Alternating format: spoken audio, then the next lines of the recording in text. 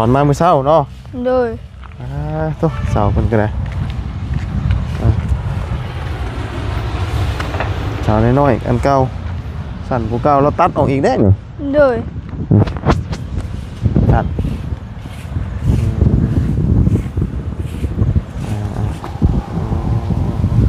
เก่าการเก่าก้านเก่า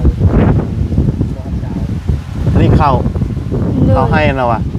บอกค่ะชื่อหรือบ่นี่นะชื่อ6 ล้านสาวกระสอบกระสอบหมดกันแน่รวมทั้งหมดสาวกระสอบ6 ล้านสอบ1 300,000สอบ1 300,000แพงได้นี่เนาะแพงเลยพอมาขายในนี้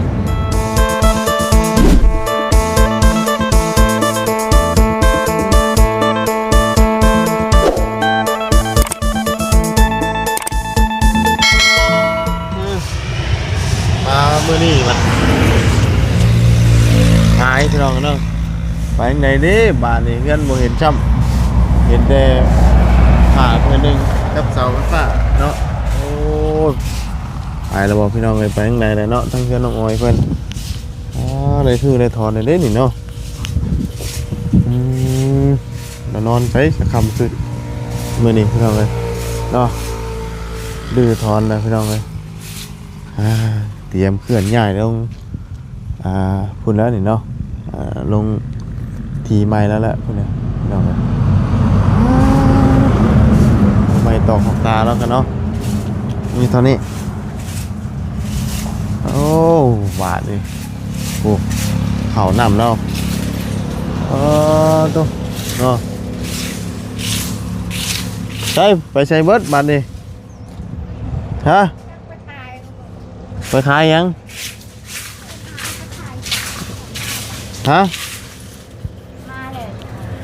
ยูใช้ก็มาให้ใช้นั่นมาแต่ขายโอ้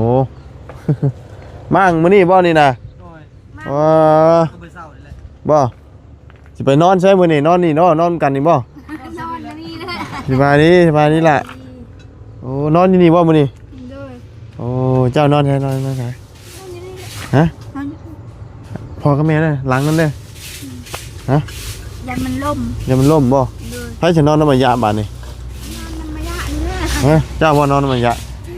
เห็นดูมากเลยจะไปตั้งไหมโดยต้องตั้งคุณบ่โอ้พายหยาได้หรือบ่โดยอันหยาเจ้าบ่โดยซื้อไม่บ่ไปเบิ่งดูฮะหรือว่าอันมากออกนี้ฮะ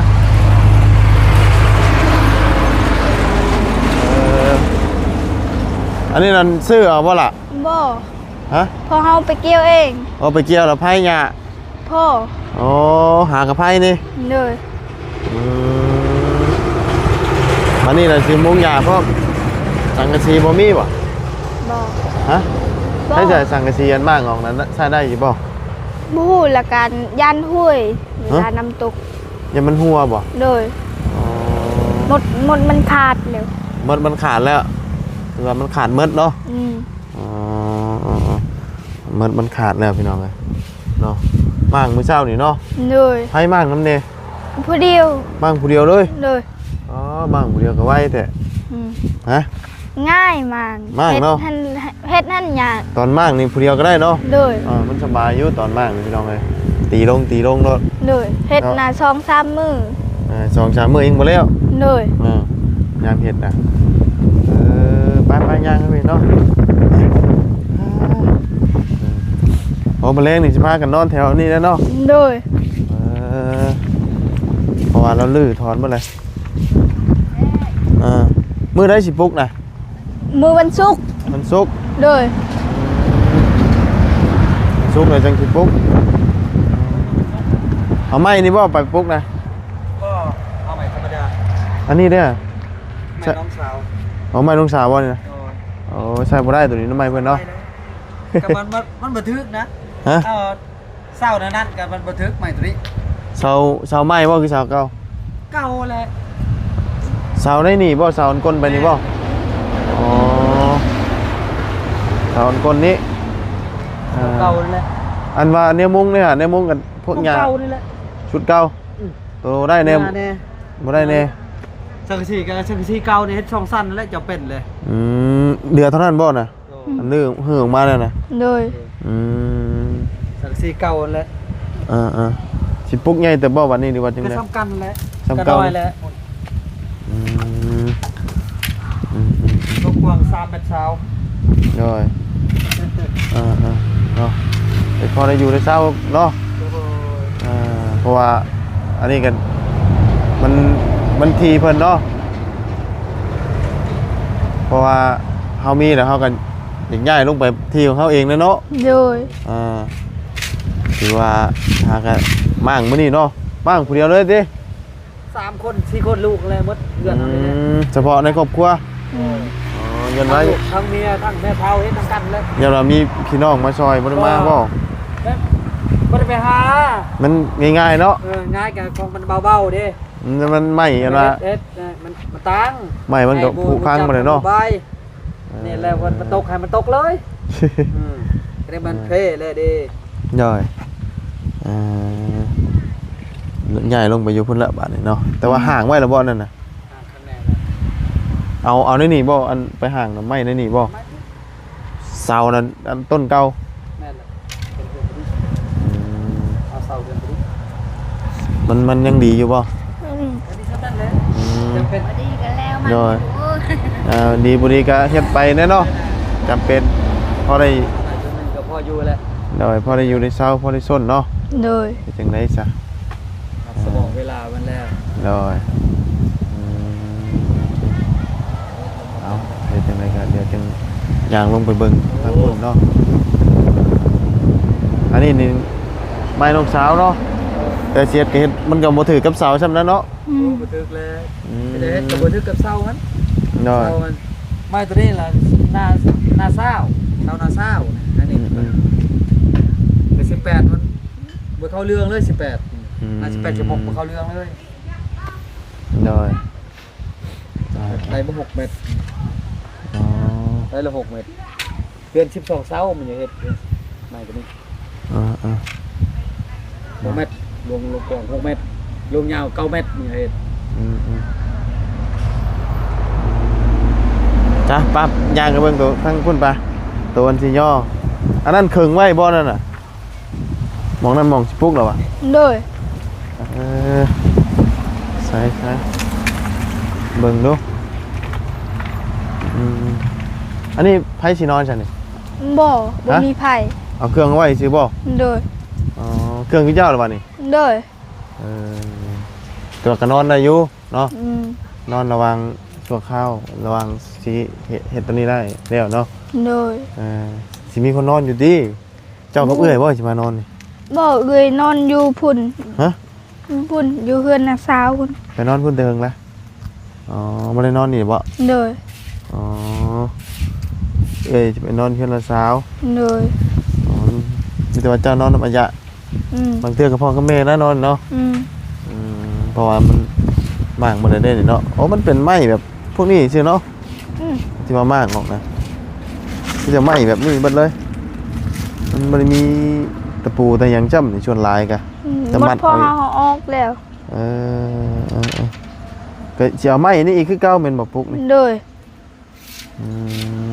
ไปเบิ่งไม้ใหม่นํเนาะมีตัวใหม่นํพร้อมไม้หยังนี่ล่ะแม่นไม้หยังโบงบ่ บ่ฮู้บ่ฮู้จักไม้หยัง อันนี้เนาะไม้ตัวนี้นี่เป็นไม้ใหม่แน่ โดย เป็นไม้กลมหมดเลยอ๋อเบาๆนึงนี่เป็นไม้ที่ว่าเบาไม้ที่ว่าบ่ค่อยแข็งแรงปานใดเนาะ โดย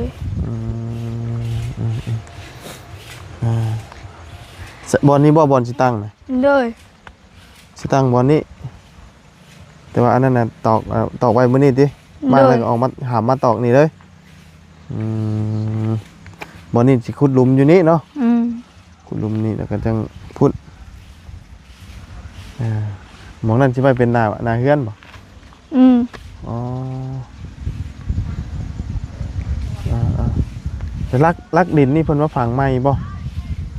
ฮะ โดย ไปเบิ่งไป โอ้แสดงว่าไอ้อันเพิ่นไม้นี่เป็นโต๊ะคอนพี่เพิ่นนี่เนาะ บ่อนนี่พอเฮาวันของเฮาพอเฮาจุด บ่รักนี่ได้ไผพังนี่นะ พอเฮา ฮะ พอเฮา คิดว่าเพิ่นมาพังนะ บ่ แค่พังอันนี่เชื่อ เลย คิดว่ารัดเพิ่นมาพังนี่ดอกของพอจะมาพังเองนี่เนาะแม่นบ่วะ แม่น บ่ได้เกี่ยวกับอันนั้นเพิ่นมาพังเนาะ ม คิดว่าเพิ่นมาพังตกพี่นะโตเนาะเบิดเลยได้อันนี้นี่ถอนมาเมื่อเช้าเนาะ เลย โตเสาเพิ่นก็ได้เสาน้อยๆอันเก่าสั่นกูเก่าเราตัดออกอีกได้นี่ เลย ตัด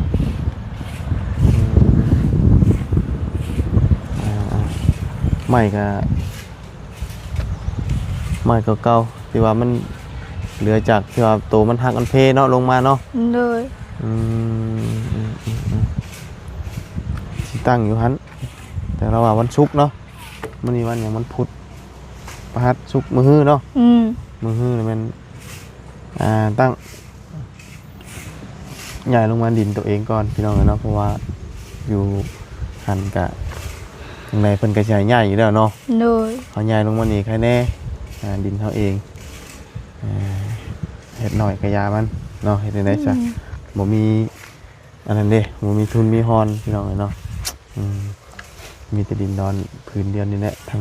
น้อยก็ได้ที่พวกเฮาได้ซื้อให้ตอนนั้นแหละแต่กับบริมีมาเลยพี่น้องเนาะมีแต่ตอนนี้เลยแม่จะไปใช้จ้ะ แม่พุ่นไปเล่นกับน้อง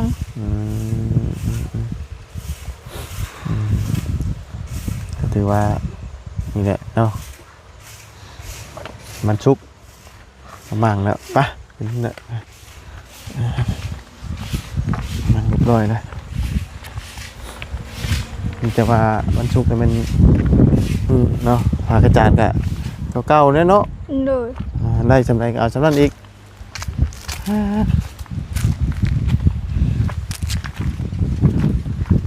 มั่งไปเศร้าเลยบ่เศร้าจริง เลย มั่งไปจึงโมงมื้อเช้านี่ บูฮู เจ้าบ่ได้อยู่ป่ะ อยู่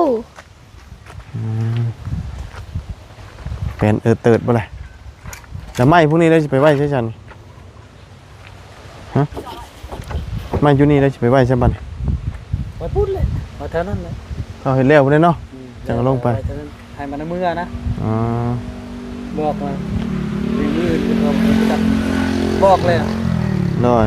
บ่มีรถถึง โอ้ยหญ้านั่นน่ะเจ้าไปเกี่ยวแล้วก็มาไผอ๋อแม่นบ่เลยเนาะ เก่าการ เก่าก้าน เก่าบ่ดาว อันนี้เข้า เลย เขาให้เราอ่ะ บอกค่ะ ซื้อแล้วบ่นี่น่ะ ของ เล ลาน ย ซื้อ6ล้าน ชาวกระสอบ ซาวกระสอบ มดเกินแน่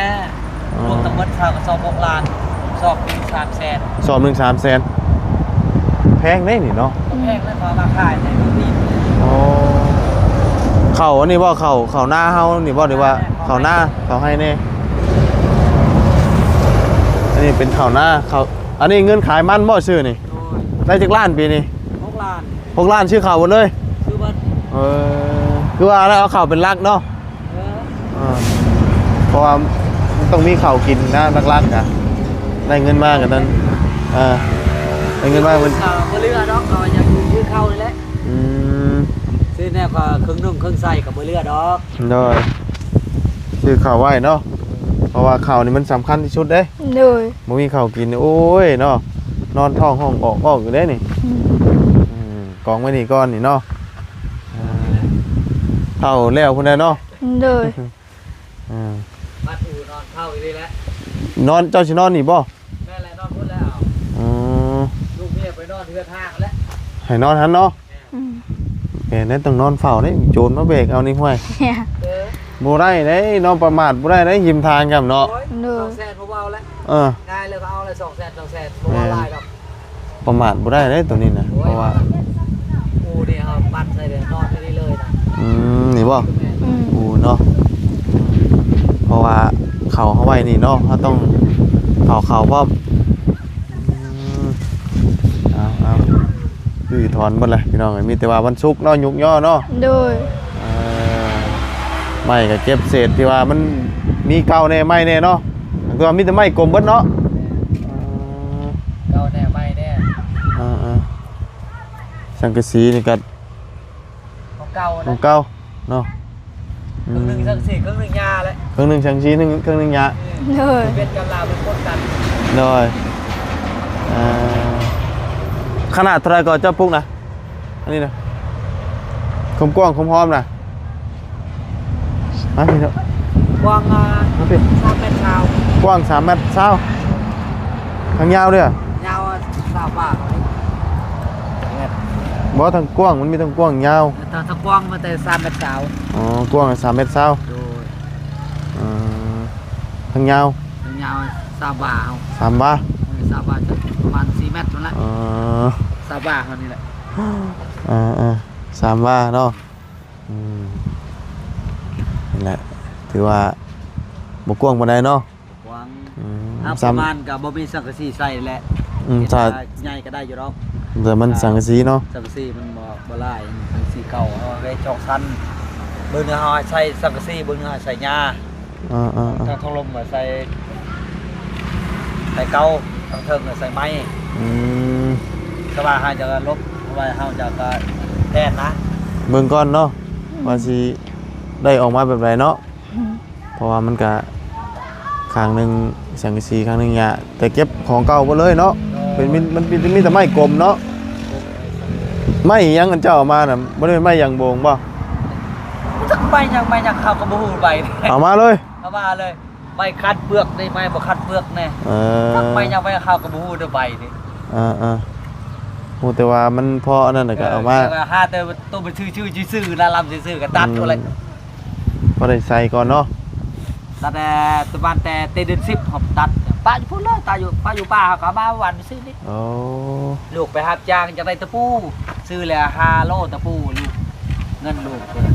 ไปหับจ้างซองให้อื่นน้องไปหับจ้างปลูกมันให้เขาแม่ไปตัดไปหาแคบเอาไปเอาไม้เฮาก็บ่อยู่แล้วก็อยู่บ่อยู่ก็อยู่บ่อยู่ก็บ่อยู่แล้วเดี๋ยวนี้แหละกูมือ น้อย ก็ซานนาย่าอีกเขาอยู่เฮือนก็อยู่เฮือนเบิ่งรถไปรถมาเฮาเห็นอยู่นี่ลูกเมียบ่เห็นหยังนกไปหาบจากหาบ่ายอยู่คูอยู่ป่าพุ่น น้อย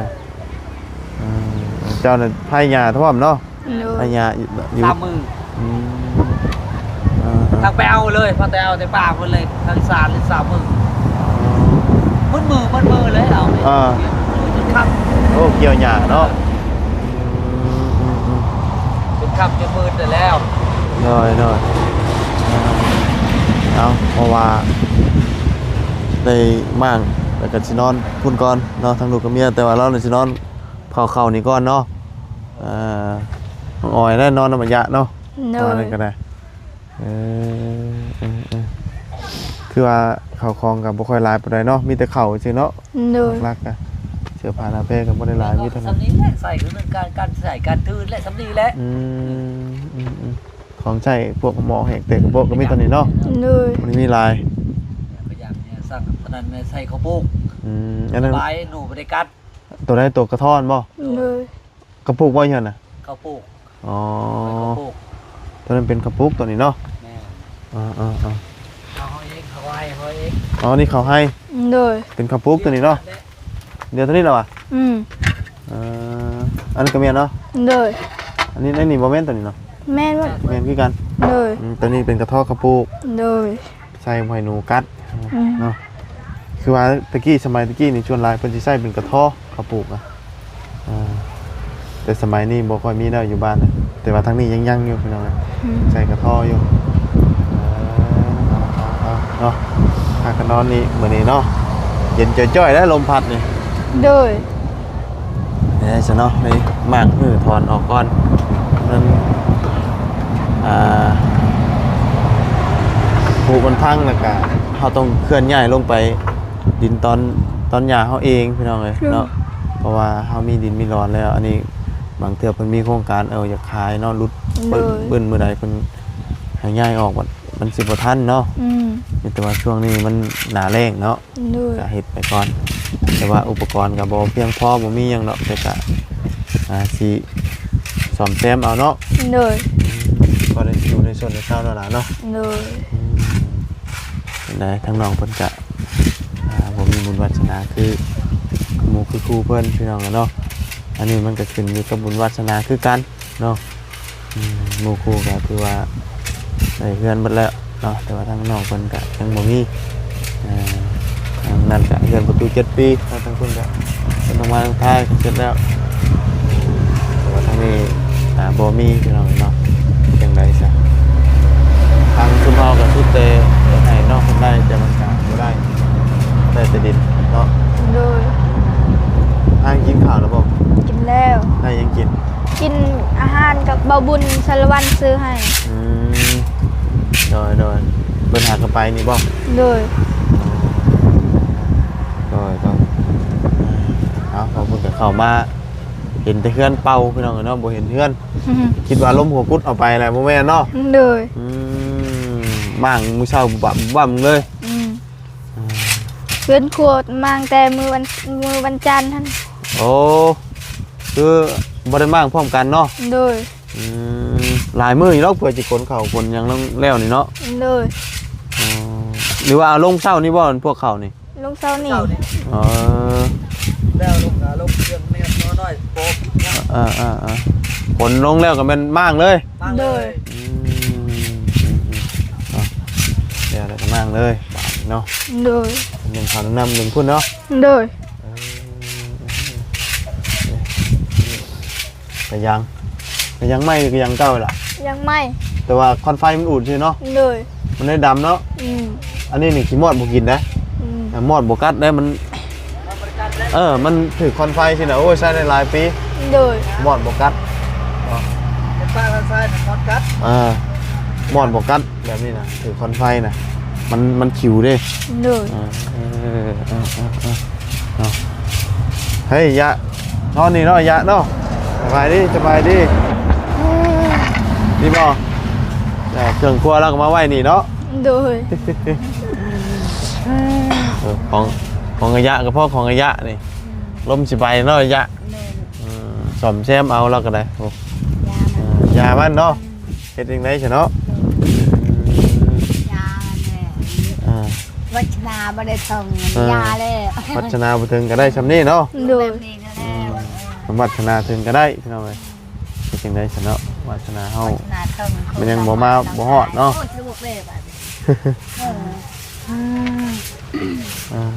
เนาะมื้อนี้บ่ได้ไปใช้มีแต่มาเฮือนน่ะยาเนาะมื้อนี้เนาะเลย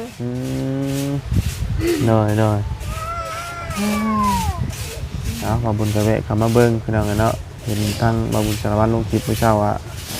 เฮือนน้องอ้อยมากแล้วเนาะ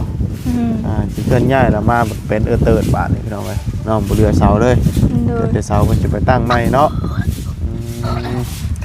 เอาสังกะสีก็สิเป็นสังกะสีเก่าแบบนี้แหละเนาะมุงทับกันซ่อนกันพอได้อยู่ในส่วนในเสาดีกว่าเฮา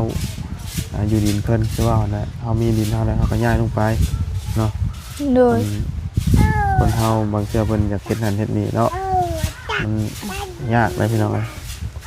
บางเทื่อเพิ่นให้ย้ายแบบปุบปับเนาะตอนเฮาพอเฮ็ดได้ก็ย้ายลงไปเลยกินมีดิบได้บ่บ่ต้มเลยเอาบุญให้บ่ต้มเลยเนาะโอ้ยหนาวจังหาไฟต้มดินี่เนาะหนาวพี่น้องเอ้ยเริ่มเย็นแล้วค่ำมาเลยรถแล่นพี่น้องเอ้ยกระน้องรถใหญ่เนาะเป็นรถบรรทุกไปซาลาบาวก็สิเอามีให้ต้มอีกป่ะเนาะไปดีเด้อมาแต่ชัยมาอาวุธเราได้นี่อันนี้คืออันตัวน้องหึ่งออกเนาะเห็นหมดเลยไปปลูกตัวนี้อายะเลยโอ้หมักแตงเนาะอันนั้นเช็ดข้างยังฉันนี่นะพุ่นข้างเลยส่วนเฮาพุ่นทางนั้นของเจ้าเลยอันนี้ของอายะเลย น้องมากล้วยพี่น้องเลยยังบุกแก่ครับเบิ้งเดี๋ยวบ่าวหันมีให้ก่อนไปถุงยางใช่มาไปต้มนี่ต้มมาเด้อกินดิบนั้นบุอิ่มได้ โดย ต้นแตกต้นเตนได้กินดิบมันเด้อต้มเอาเนาะมีนี่ต้มใส่ผักนี่แซ่บเพียงนี่เอาหลาย ต้ม คน ใส่ผักกาด ผักกาดบัวหอมมีบ่ผักบัว บ่มี บ่มี โดย ปลูกเอาเด้อปลูกได้ปลูกเอาไปซาลาบาวสิไปเลยเด้อมีแต่ว่า โดย จังได๋กันมื้อหน้ามื้อในพอๆกันใหม่เนาะ โดย สู้ๆหาค่อยเป็นค่อยไปเนาะ โด ค่อย ย สั่งค่อยซาจังได๋จ้ะเนาะเคลื่อนย้ายลงไปคุณก่อนเนาะไปสบายดี ส ว่า บายดี โดยมาขอไม้ก่อนไปโดยโอเคไปเนาะมือถอนแล้วพี่น้องเนาะสำหรับเพื่อนชาติบ้านช่องของออยเนาะไปซะพี่น้องเลยจังไดก็ล่ำลาแล้วพบเจอกันใหม่ขอบคุณพี่น้อง FC เด้อที่เข้ามาติดตามนะครับชมนี่เนาะต้มใส่นี่แซ่บเลยนี่ผักสลัดเราก็งามครับพอดีกินกับต้มมาม่าเอาไงเนาะไปแล้วสบายดีเด้อพี่น้องทุกคนบ๊ายบาย